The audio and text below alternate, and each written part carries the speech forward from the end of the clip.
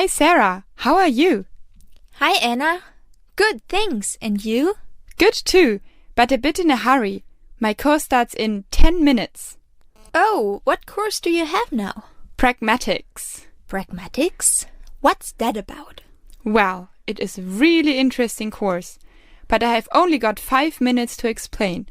Basically, pragmatics is the study of speaker meaning, as distinct from word or sentence meaning. I don't understand.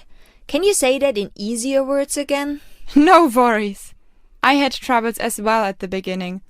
So pragmatics is the study of the relationship between words and users of the words. So for example, I have got a new boat, and now I have a specific picture of a boat and you have a different one in your mind. So it is about the interpretation of the words and the utterances, and about trying to read what people mean by their utterances. Ah, okay, now I've got an idea.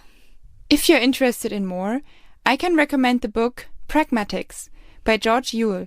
That is the book we are using in our course.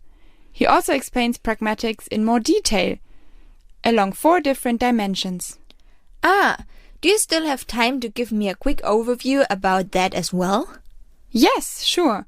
First of all, pragmatics is the study of speaker meaning.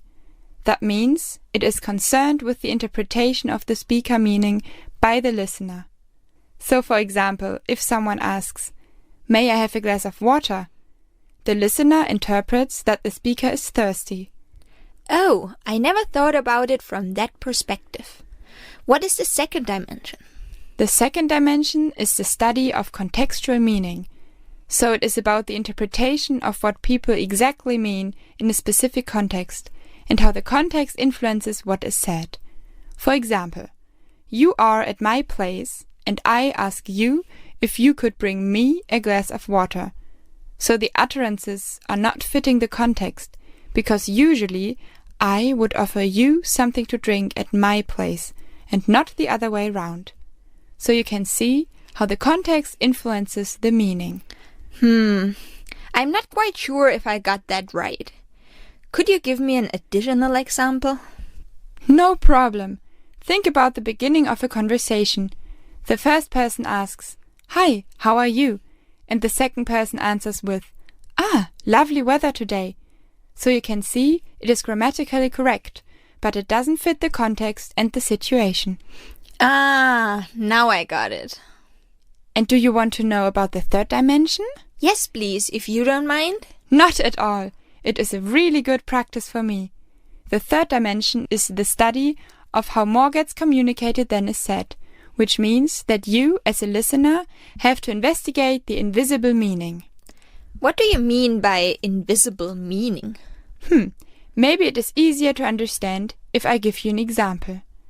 If someone asks you, "Please close the window," the invisible meaning of the person asking is that the person is freezing or that it is too noisy outside, depending on the situation. So, for example, if I hear noises outside during the utterance, "Please close the window," the invisible meaning, which is not being spoken, is that it is too noisy. Yeah, exactly. And the last dimension is the study of the expression of relative distance. So the physical and social closeness determines how much needs to be said. An example for physical closeness would be, "Take this."